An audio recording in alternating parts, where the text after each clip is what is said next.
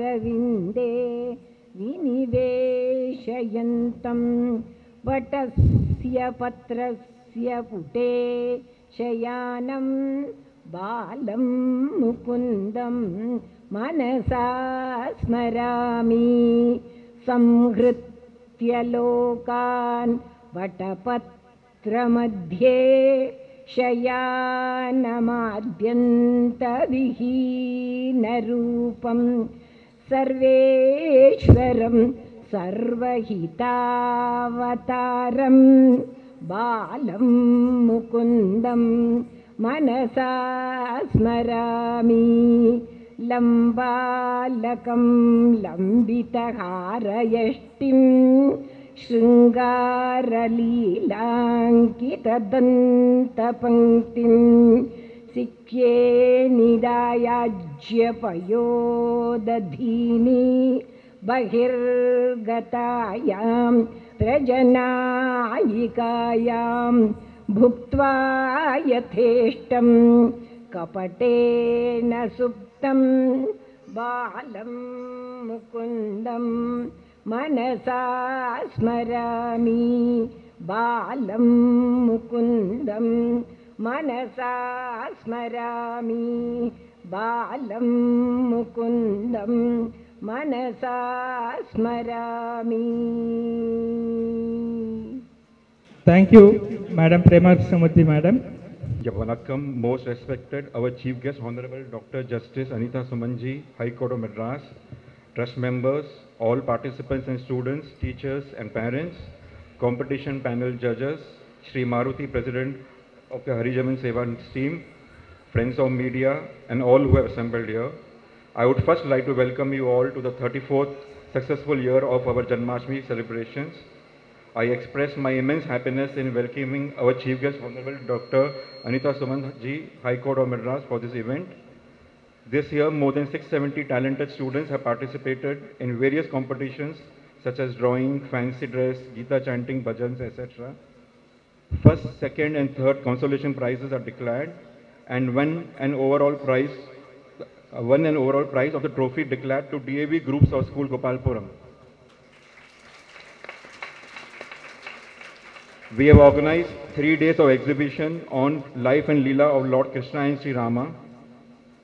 Now I take this opportunity to visit the main activities of our trust: welfare of the differently able people, financial assistance to the deserving needy students, medical assistance to the needy and ill, Annadanan to the poor and destitute, free mass marriages for differently able and weaker sections of the society, free medical camps in all specializations, support to affected during natural calamities, financial assistance to other schools, institutions like Harijan Hostel, etc., medical equipment to hospitals, various activities, and free classes of Sanskrit, Hindi, Gita and Yoga.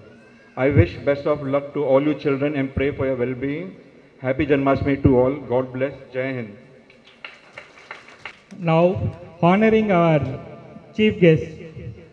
It is indeed a tradition to honor our chief guest, but honoring our chief guest of the day from bottom of our heart for being so simple and so judicious in all our life and personal and professional life. May I request our charming and soft-spoken and humble personality, Shri Om Prakash Modi ji, to kindly honor our Madam Chief Guest with a shawl. Our dedicated and tough taskmaster of the Gita Bhavan Trust will be Shri Manu Goyal ji will be presenting a memento to the Chief Guest.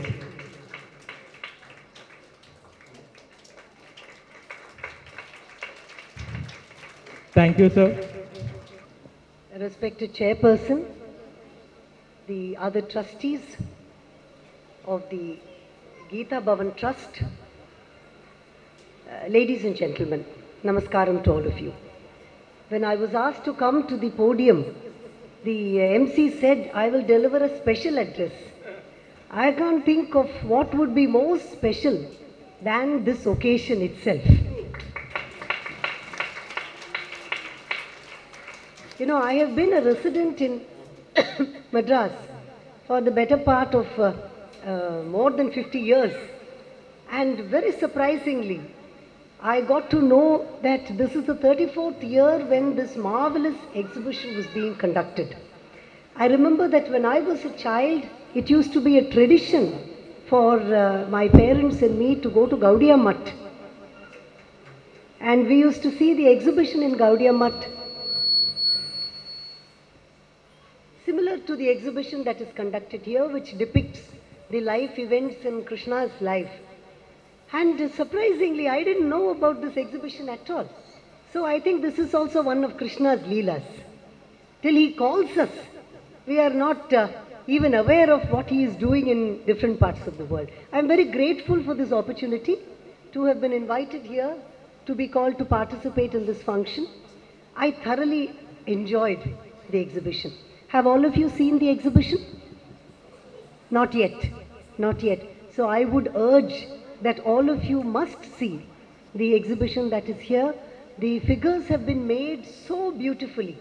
The faces are all so expressive, such pleasant faces, and there is a consistency from Krishna's face in one unit to another unit.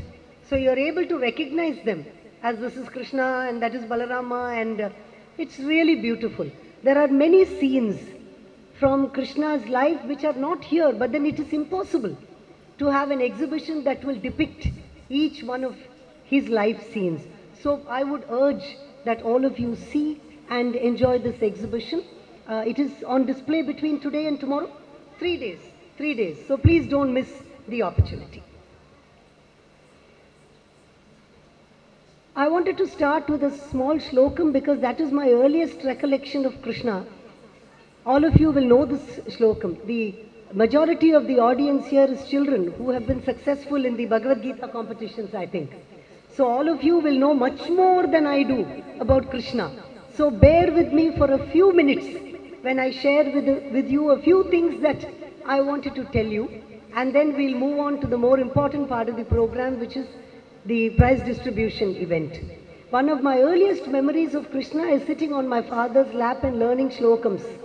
And after the shlokam on Vinayakar, which is Gajananam Bhutaganati Sevitam, the next shlokam that I learnt was Krishnaya Vasudevaya Devaki Nandanaya Cha Nanda Gopa Kumaraya Govindaya Namo Namaha. And then the Krishnashtakam, of course. And the importance of the slokams that you learn when you are children, it reveals themselves to you as you grow. Every time there is an event in your life which disturbs you or troubles you, where you want the effect of Krishna, automatically you say the shlokam. Without thinking about anything at all, any event in your life that you want to share, a happy event, a disturbing event, whatever it may be, you simply just chant Krishnaya Vasudevaya. That is the effect that Krishna has on you. He becomes a part of your life, grows up with you and stays with you through your life to become your guru, your philosopher, your friend, your guide in every situation that you may encounter in life. Krishna Janmashtami is not just a religious festival, it is a festival with a spiritual significance. It has a deep spiritual significance for us. To the majority of believers, Krishna is not some great Paramatma who is unattainable.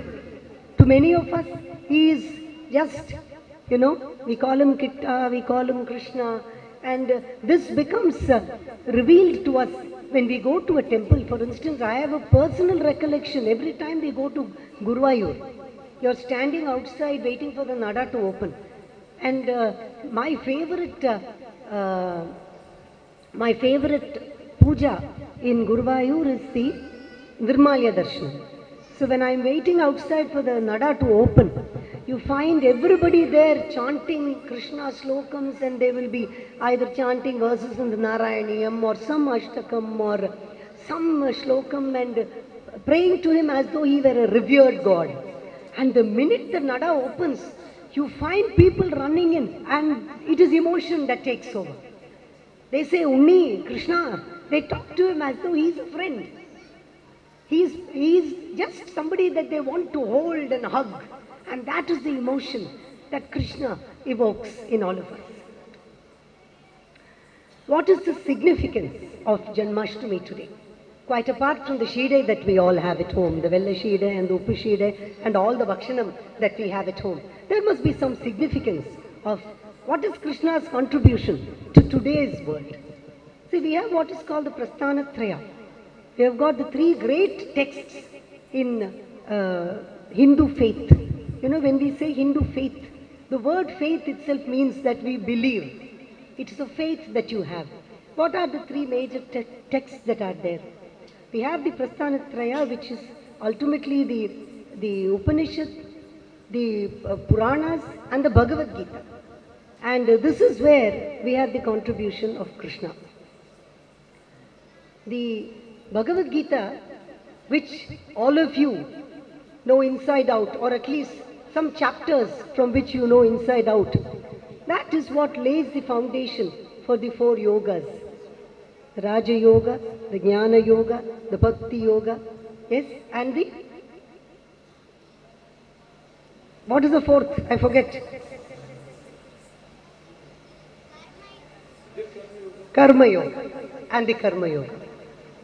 And these four yogas are what teach us the path to different lives, that different methods of living our life today.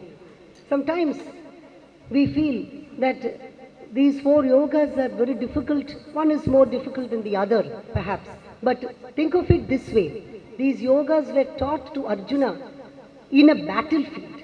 When Arjuna said that he was scared of facing his relatives, he did not want to lift the bow because his guru was standing there. His elders were standing there. It is at that time that Krishna teaches him the importance of doing one's duty. And that, I think, is the greatest message that we all have today.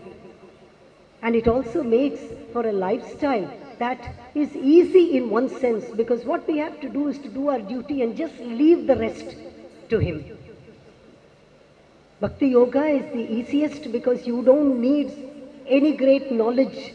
All you need is love of the God, which all of you have.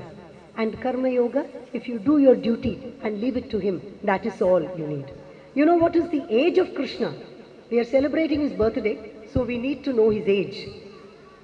The historicity of Krishna has been traced back to about 5,250 years ago. And a unique feature that Krishna has when compared with all other pantheons of deities in the Hindu firmament of gods is that he plays manifold roles. He plays a son to two sets of parents. How many gods can lay claim to that? He's got two sets of parents. One, his biological parents, and the other, the parents who brought him up. He is a brother to Balarama and Subhadra. He is a friend, a philosopher, and a guide to untold number of people. He is a husband to many wives. He is a lover to 18,000 women. How many men can lay claim to that? Isn't it? So he is an epitome of somebody who has got so many features, innumerable features in one person, which sets him apart as a unique God. I don't mean to displease any of the other gods, but he is unique in that sense. So the message that I want to leave with you is this. I know you're getting impatient, only a few more minutes. The message that I want to leave with you is this. Some believe that the Bhagavad Gita is a very deep document that takes years to master and many, many lifetimes to actually understand. But look at it this way. What we learn when we are children is what stays with us. So you learn it at some level today. Every year you revisit it, or every day you revisit it. And as your life experiences improve, increase, you will find that it unearths the various dimensions and the layers of meaning that it contains. There's one story that I want to leave you with. In the Mahabharata, one question that was asked was that if Krishna had wanted, he could have prevented the war. Why did he not prevent the war? After all, he is Paramatma. why did he not prevent the war? So somebody goes and asks him, look, why did you not prevent the war? Why did you make Yudhishthira play with Shakuni and lose the game of dice? And this is Krishna's answer. He says, it is because Duryodhana knows that he doesn't know how to play dice. So he goes and asks Shakuni, look, I don't know how to play dice. You please play on my behalf, because only then will we win this. Yudhishthira also doesn't know how to play dice, but he does not want to reveal this defect to Krishna. He forgets that Krishna knows everything about him. And what Krishna is doing is waiting for Yudhishthira to come and ask him, Krishna, can you please help me? Can you please come and play on my behalf? If only Yudhishthira had done that, perhaps we would not have had the war. But then look at it another way, we would not have had the Gita as well. So perhaps it's for that reason. It's all part of the larger plan. So remember, and this is addressed towards the children in the audience, because the others here are much more senior to me, they know a lot more than I do, that if any time we need anything, all you have to do is to ask. Thank you very much for this opportunity. Namaskaram to all of you. Thank you, ma'am. Thank you so much for inspiring speech. Who